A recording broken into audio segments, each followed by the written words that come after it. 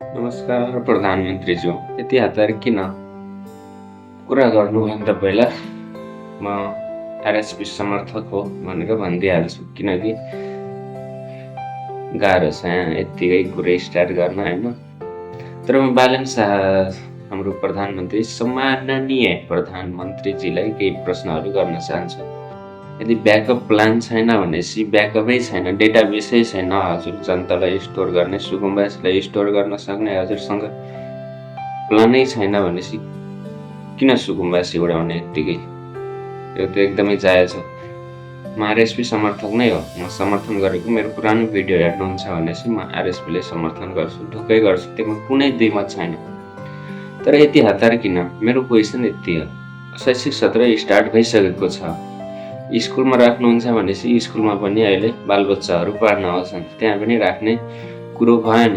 प्रत्येक जिल्लामा हजुरले कुन कुन जग्गाहरू इलिगल छन्, टु बी अनेस्ट इलिगल रूपमा बनेको छन्, सरकारी जग्गामा बनेको छन्, पुलाको छेउमा बनेको छन्, तिनीहरूलाई भत्काउने।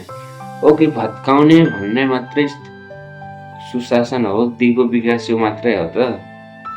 त्यो भत्काउने बेलासम्म, फ्यामिलीलाई पहिचान गर्ने बेलासम्म, फ्यामिलीलाई अर्को ठाउँमा सार्ने बेलासम्म फ्यामिली बस्नुपर्छ कि नै? यो हो कि मेन कुरो। हिजो अस्तिसम्म ठिकै लाग्थ्यो, किनकि काठमाडौँमा मात्रै भइरहेको थियो।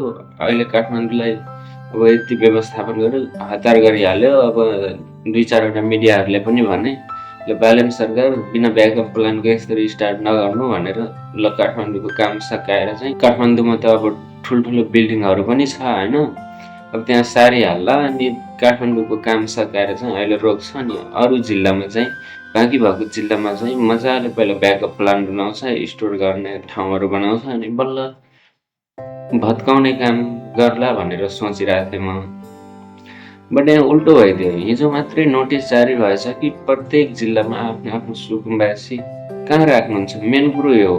यति काठमाडौँमा हजुरहरू 1-2 जनाको सुसाइडको परिसक्यो हजुरमा, अनि कहाँ राख्नुहुन्छ त यिनीहरूलाई भन्नु त? अब प्रधानमन्त्रीको जिम्मेवारी हो मात्रै होइन, निर्णय मात्रै लिने अनि चुपचाप बस्ने, त्यो देखेर मात्रै जनताहरू सोच्दैनन् कि यो सुशासन हो या त्यो सोलुसन भइसक्ला। ओके, त्यो सोलुसन भइसक्ला, तर जनताहरू त्यो थाहा पाउनुपर्छ, जनताहरूले त्यसको ट्रान्सप्यारेन्सी हुनुपर्छ।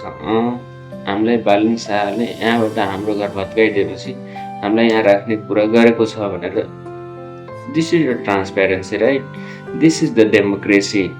यही खोजेको नि हामीले, यही सुशासन खोजेको नि है। मिडियामा आउनु भएको छैन एकचोटि पनि। ओके छ, मिडियामा कुरा नगर्नु, त्यो टाइम लस हुन्छ, मिडियाहरू फेरि मिडिया ट्रायल यताउति गर्छन्, नो प्रब्लम। फेसबुक पोस्ट मार्फत हजुरले भन्न सक्नुहुन्छ। Okay, this is very simple balance sir and you have to do it, because यदि होल नेपालको सुकुम्बासीहरूलाई हजुरले भत्काउने स्टार्ट गर्नु हो भने व्यवस्थापन गर्न सक्नुहुन्न यति सजिलै। काठमाडौँ भत्का जस्तो हुन्न, एउटा जिल्लामा हजुरले के भोग्नु पर्यो यतिको आन्दोलन हुन लागिसकेको छ।